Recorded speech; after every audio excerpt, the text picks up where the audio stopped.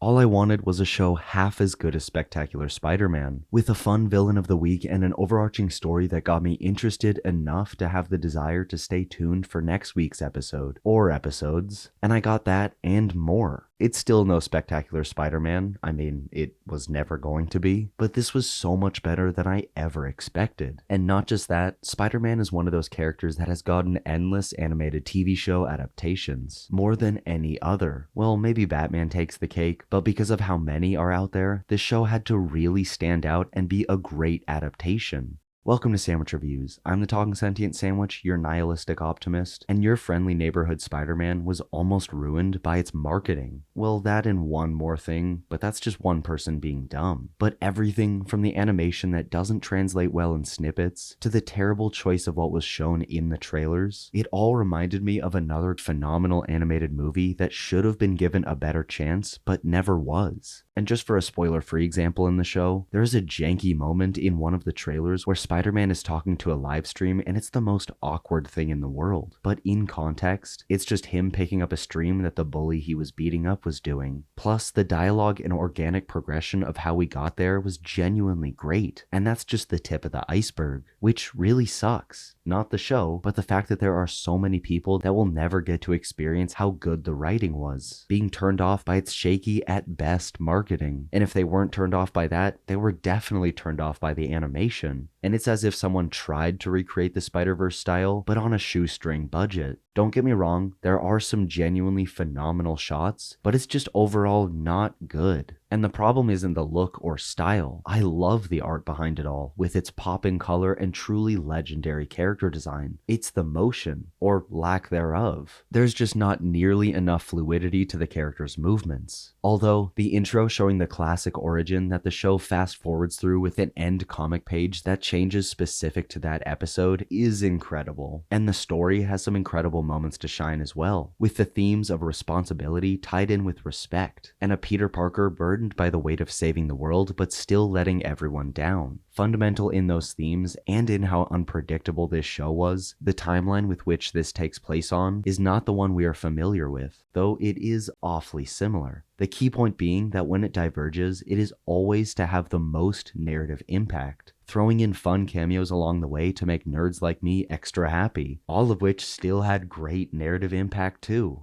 In my opinion, it does end on a bit of an anticlimax, which I figured I'd warn you about, but we do know there will be more of this to come. And I have nothing else to add that's not a spoiler, other than Peter's best friend should have been Jessica Jones. But if you haven't, check out your friendly neighborhood Spider-Man, because it may not be the best animated Spider-Man show out there, but it's certainly not the worst. And I'm genuinely excited for seasons 2 and 3, which have already been confirmed. But now it's time to dive into the spoilers, the real meat of the sandwich. And I'll talk about the finale later on, but I want to get right down to brass tacks and say that I was locked and loaded, ready to make a video essay about how this show is good, but I didn't see the point in watching a show about a Spider-Man who was already going in having learned the most important lesson of all. At the very start of the show, Peter is risking his life to save people with this superhero mindset from minute 1. Honestly, that problem still stands, but the constant twisting on Spider-Man's lore that everyone is well versed in by now was engaging and well written throughout. Plus, I also assumed that Peter had already lost his Uncle Ben, skipping over that pivotal moment in his life. But the show had other plans, something that I'll talk about very soon.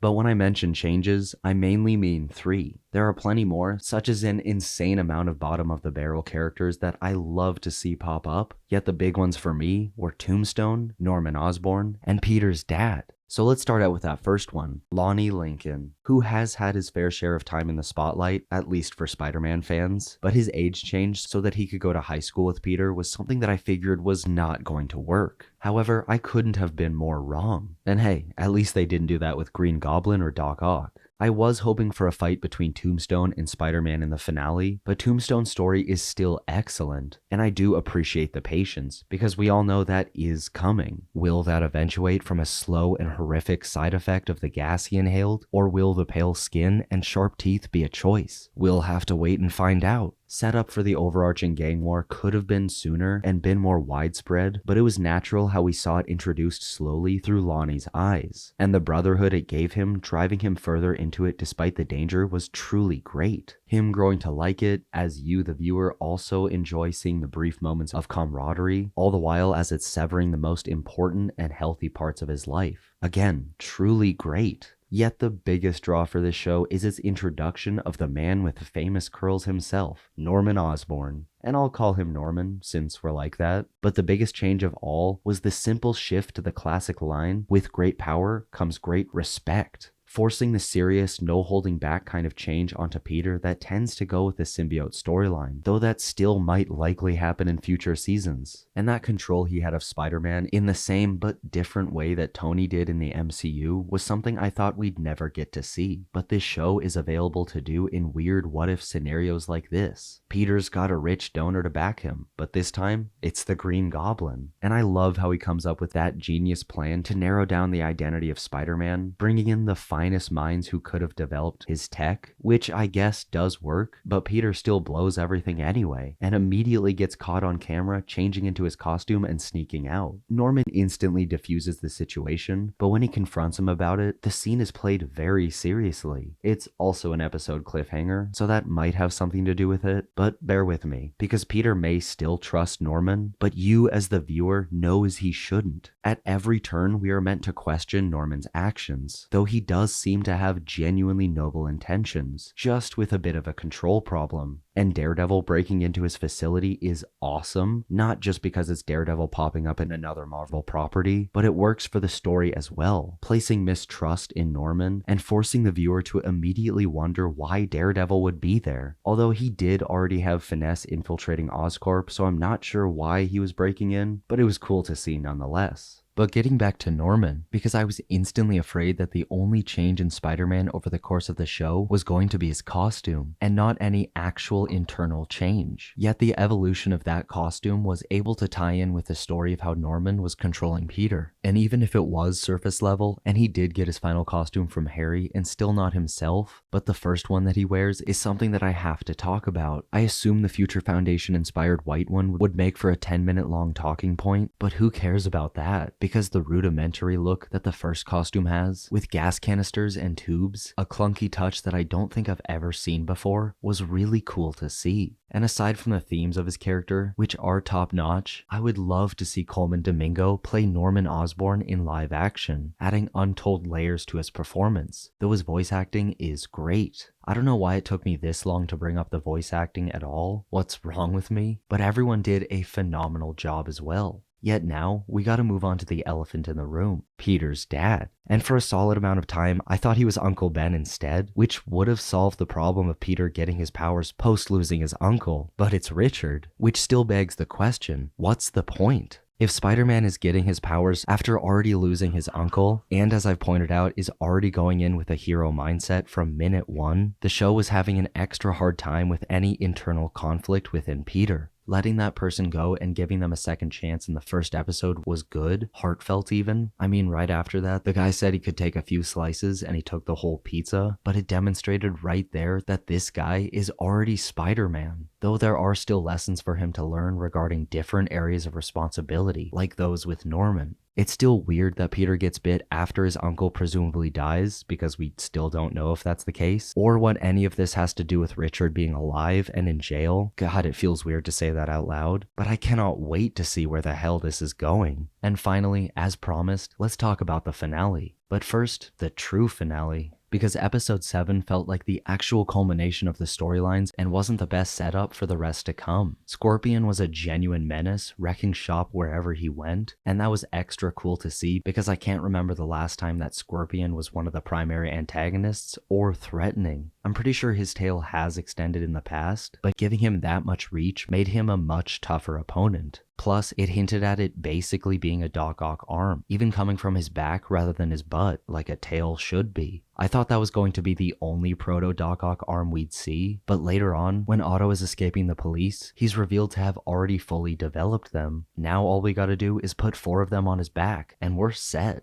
That sequence where he's breaking out is fantastic, with an Iron Man shaped cherry on top, yet it probably should have been pushed back to the finale. I even thought Otto would break out or something, but he doesn't. It allows for a nice conversation between him and Norman, but that's it. But in episode 10, the actual finale, we got the strangest time loop paradox ever. I mean, first of all, it was surprising that some random security guards got the jump on Doctor Strange, but I'm pretty sure that was just the writer's most plausible solution to put Strange out of commission long enough to get the portal open. I also immediately assumed he was from another dimension or something, but during the fight, it clicked that him and the Venom monster were going to be sent back to the first episode, which is all kinds of fun, but it does cause a headache if you think about it too much, because it's a chicken and egg scenario where there would be no first inciting timeline for the spider to be made from, though I am willing to give it a pass just because of how ballsy that spider was. Dude was just curious and wanted to check out a spinning fire portal, so what are you gonna do? But that aside, that whole fight was a lot of fun too. I assumed the Venom symbiote was possessing a random alien, but either way, it was a great excuse to shoehorn in the symbiote in a good way. And when Spider-Man went out into the dark dimension for a second, that alone made for a great episode. Though the whole episode overall isn't season finale worthy, which is why I was still let down. But now, before concluding, I want to bring up some Easter eggs and assorted notes. The first of which is the devil card in Nico's tarot set being Mephisto. There was also Norman's line of Otto about the power of the sun, and then at Oscorp, the small hints of more and more animals coming into the building for testing, just making me excited for how many animal-themed villains we might get in the future. And leaving one small Venom drop for a black suit story in the future may be played out, but I'd still be there for it. Norman getting it also made me think Harry could be Venom, with Norman forcing him to fuse with it for some convoluted reason. But after seeing that in the PS5 game recently, I think I would prefer Eddie. And for a final note, that third student with Peter and Pearl had her phone out during the entire presentation, and it took me out so much. But those are my many spoiler-filled thoughts about your friendly neighborhood Spider-Man. And despite me already having thought of some new things to talk about in the time it's taken me to edit this, I'll wrap it up now. So what did you think of Season 1 of Marvel Animation's new Spider-Man show? Are you excited for Season 2? Drop a comment and let me know. And as always, thanks for watching. Make sure to leave a like, subscribe for weekly video essays and reviews, and have a wonderful rest of your day.